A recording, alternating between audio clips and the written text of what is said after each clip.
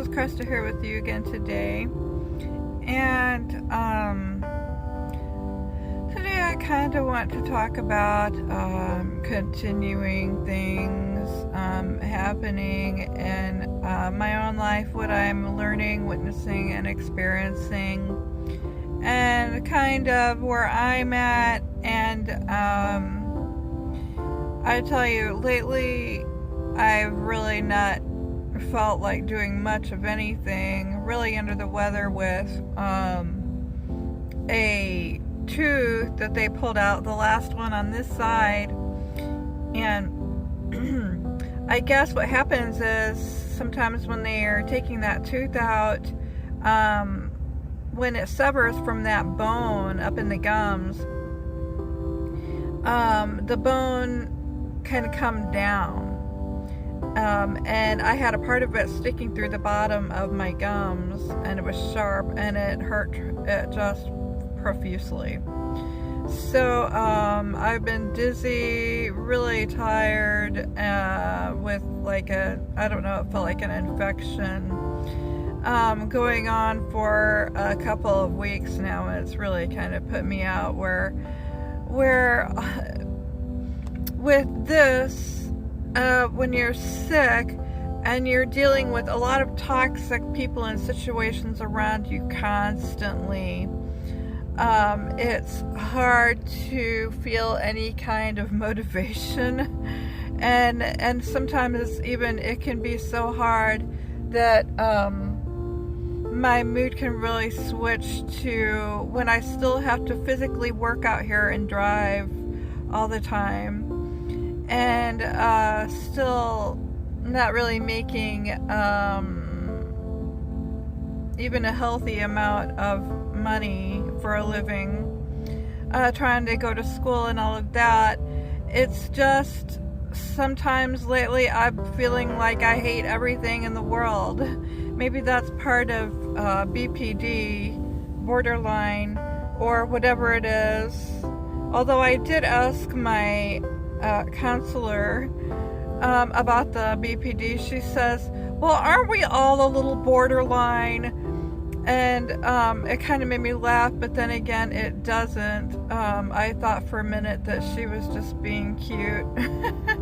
But, you know, it's hard to laugh or be accepting and forgiving when your energy is just way down.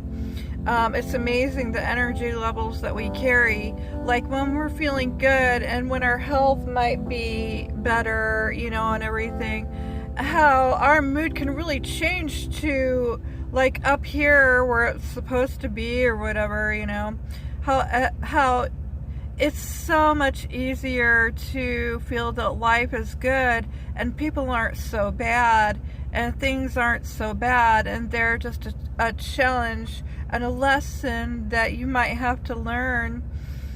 And but when that energy drops, you know, when you're sick, maybe you've got people pounding on you, emotionally, physically, mentally, spiritually, and driving you off the deep end. I know with the job that I have, you know, a taxi service, people just jump in my car and they want to go right now.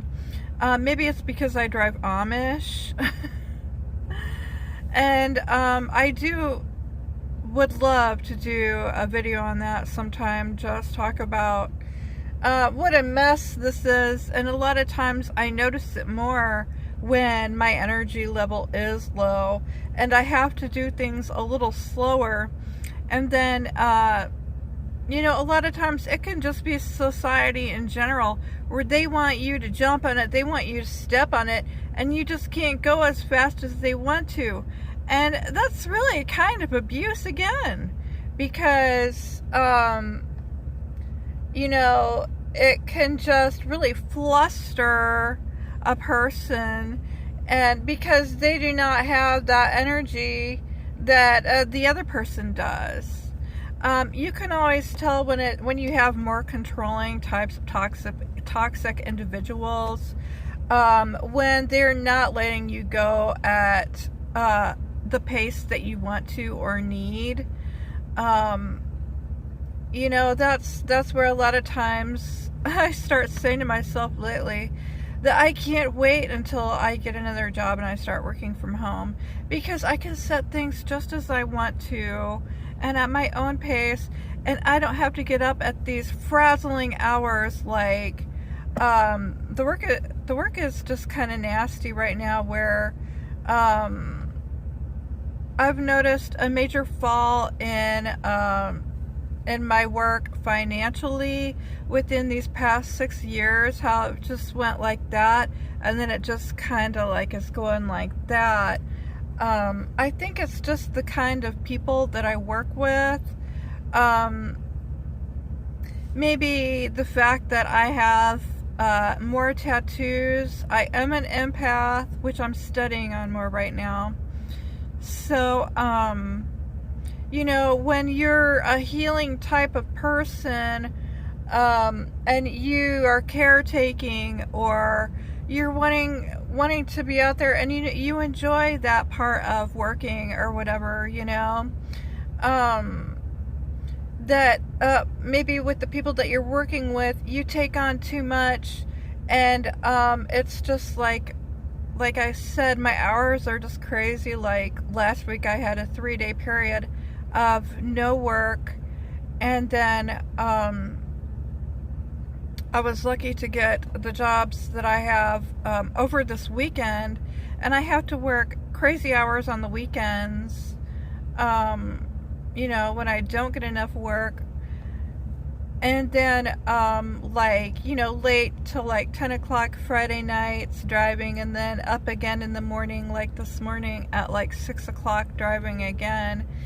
And just on the call can become so stressful.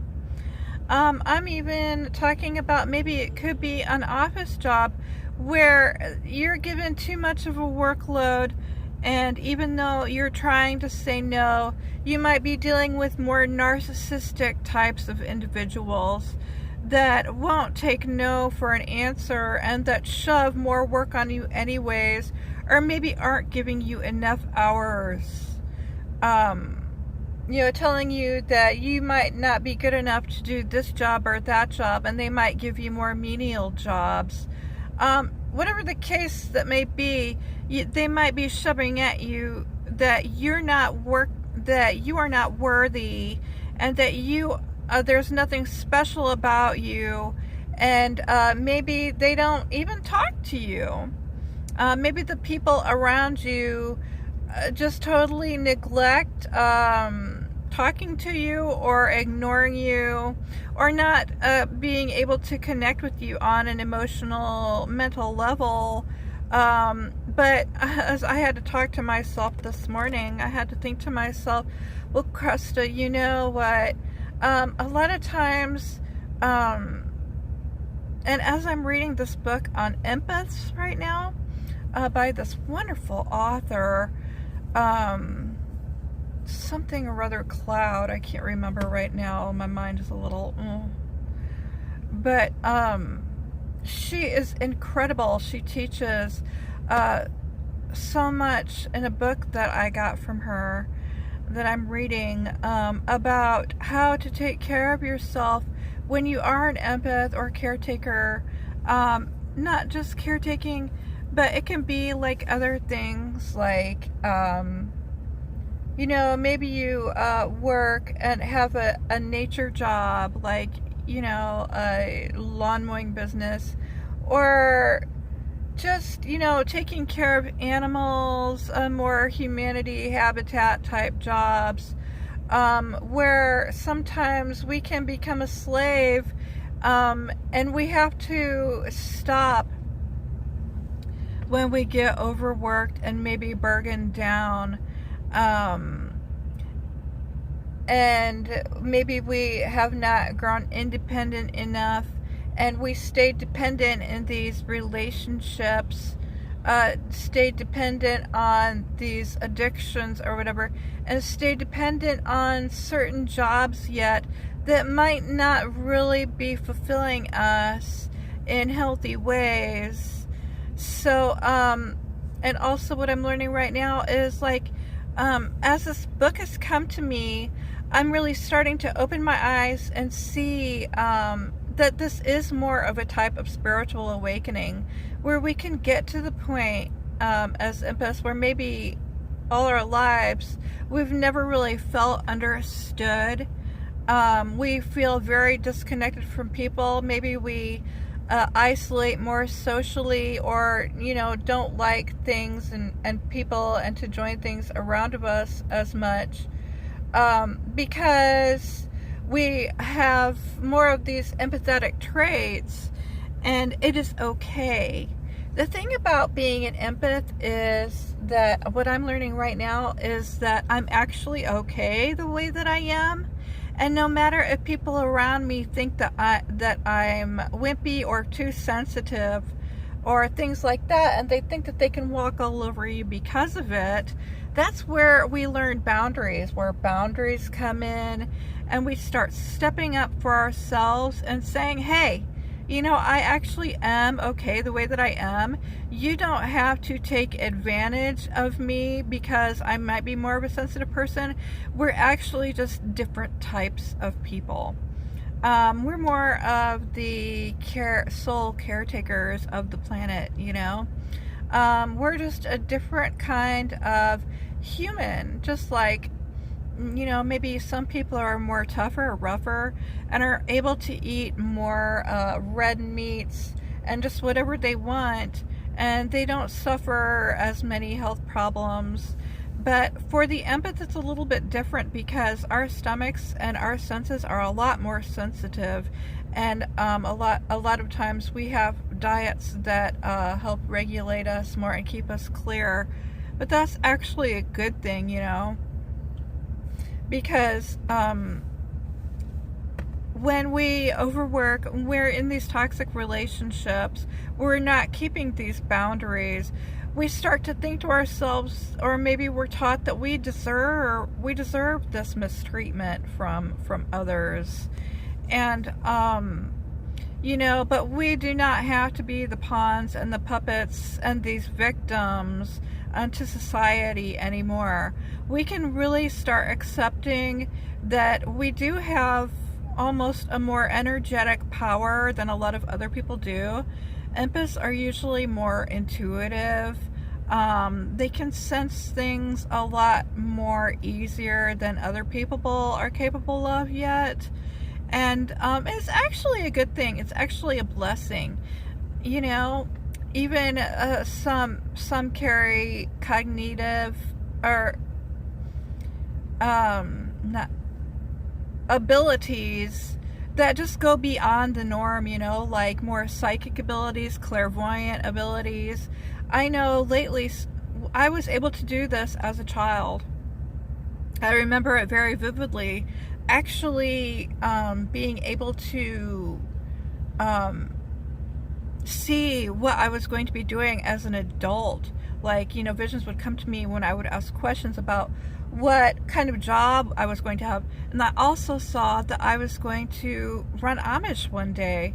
And it just came naturally to me as a kid to see into things. I was in a meditative, calm state, laying down, going to bed at night, or waking up in the morning, usually a lot more. But that faded away.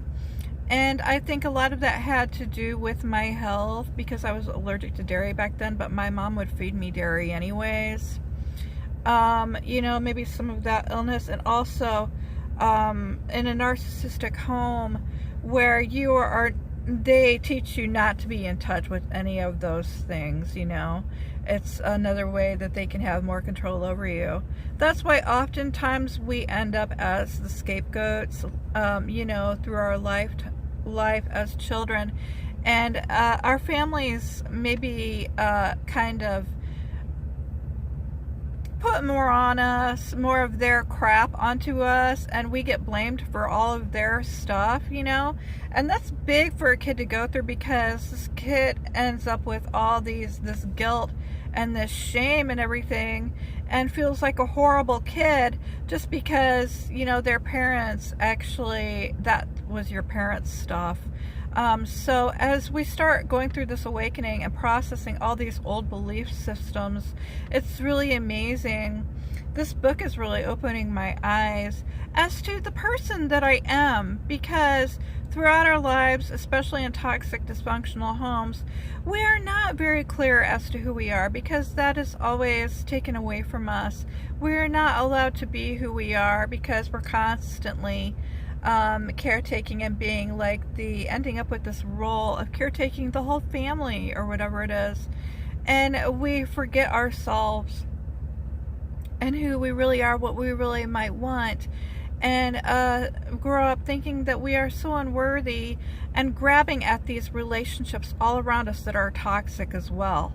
That's why we grow up and we think, well, we're going to get out of that. We're going to marry someone great, and we're going to have this great job. And then you grow up and it's still so shitty. That's what I realized for myself. But coming to understand that even if I'm still sometimes in and out of a relationship where, again, it's that scapegoating, where you start letting go of those toxic people and those, toxic relationships, and, you start being guided out by listening to this tape or reading that book or whatever. Meditating is a big one. Like I was saying, right now, as I've been meditating more this year, like every day, for at least like an hour, which is more intense. But you can start with even just a little bit. It's good for even teenagers can start meditating and practicing more of their sensory abilities that have really started shining through for me again. And I've been able to tap into questions that might wonder about in the future, and then getting these same visions again like I used to when I was a kid. I've done this so far for my own children, and I kind of know what's going to happen and what's going to be in store for them just instantly. And that's just kind of some clairvoyant powers coming back again. And truly, we all have this place. Some of y'all might think I'm crazy here, what I'm getting into now, but I do delve into some metaphysical things. I've always been drawn towards it because of these, just being an empath. That's kind of what we, more the spiritual and stuff, that's kind of what we hang towards, what kind of connects us, and at a warm connecting level that we need so much. And when we are driven and outcasted by these toxic people, that it actually is more of a blessing. It might be a very painful experience, like the dark night of the soul, how you can be cocooning during this time and maybe being outcasted by this person or that family or whatever it is, being the scapegoat, when you can see right through their crap, and you've always been able to stand up to it, and you know that this person or that person might be bad and what person might be a better person. And hopefully keeping connected to some outer sources that are not toxic, keeping connected in any way you can. Because when we get disconnected, that cognitive crap can really start happening, and we can start disorienting and functioning out, just like we get massive brain fog. We don't know what's what, and we start believing that those people are actually good for us when they're not. So I've really taken the last couple years since really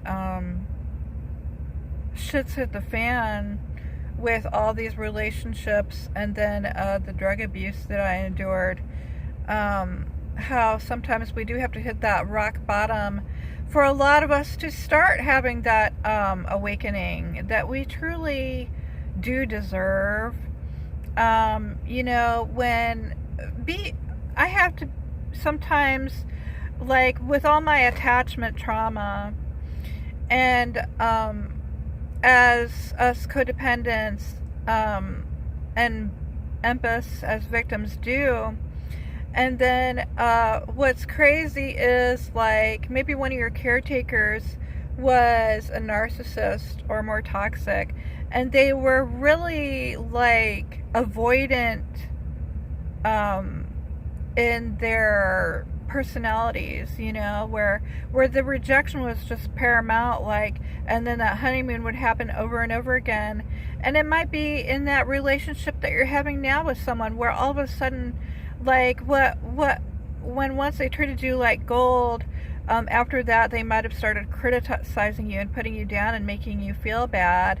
And then all of a sudden, the more that you stand up for yourself, the more that they are going to avoid you and turn the other way and not want much to do with you. Because when you start taking off that mask and pointing at them like, well, that's actually all you, that you're putting on me, that's actually all you, well, they can't have that. It's just not something that they can stand, or that gives them any power whatsoever.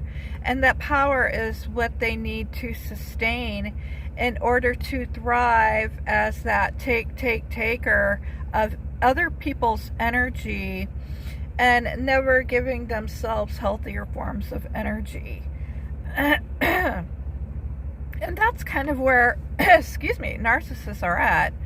So you know, I know it might be hard to leave that situation, but you know, it could feel like a death, but that's actually the dark night of the soul. You're cocooning at the time, and you are going to become even greater of an empath with more power in order to relate and caretake better and do your jobs better in this world. And be proud of yourself today, because you might have to go through some pain to get to a higher level of learning, awareness, and growth.